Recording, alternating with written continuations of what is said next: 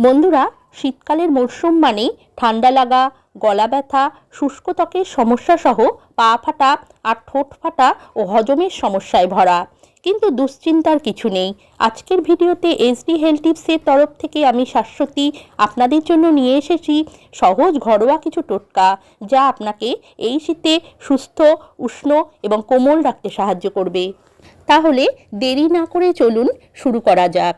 শীতে ঠান্ডা আর সর্দি খুব সাধারণ সমস্যা। এর জন্য আপনি বানাতে পারেন সহজ টোটকা। শীতে নিয়মিত 1 চামচ মধু আর আদার রস মিশিয়ে খান। এতে তুলসী পাতার রস মিশিয়ে খেলে আরও উপকার পাবেন। এটা ঠান্ডা আর গলা ব্যথা কমাতে ম্যাজিকের মতো কাজ করে। এছাড়া ঘুম থেকে উঠে 1 গ্লাস উষ্ণ গরম জলে পাতিলেবু মিশিয়ে নিয়মিত পান করলে আপনি শীতকালে সর্দি কাশিকে প্রতিরোধ করতে পারবেন সহজেই। শীতকালে শুষ্ক ত্বকের সমস্যার সমাধান পেতে সমান পরিমাণ নারকেল তেল আর অ্যালোভেরা জেল মিশিয়ে নিন। রোজ রাতে ত্বকে লাগান। এটা আপনার ত্বককে ময়েশ্চারাইজ রাখবে এবং শীতের রুক্ষতা কমাবে। ঠোঁট ফাটা একটা বড় সমস্যা।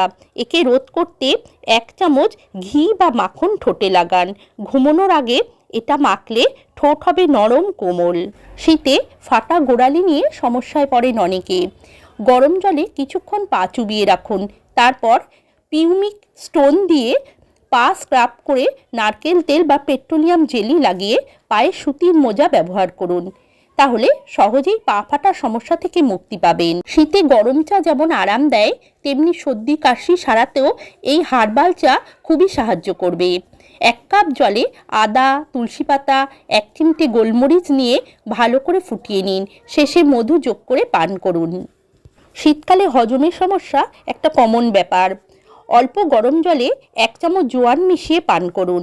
এটি আপনার হজমের প্রক্রিয়াকে ভালো রাখতে সাহায্য করবে। তাহলে বন্ধুরা, এগুলি ছিল শীতে সুস্থ থাকার সহজ কিছু ঘরোয়া টোটকা। সবাই ভালো থাকবেন, উষ্ণ থাকবেন। নমস্কার।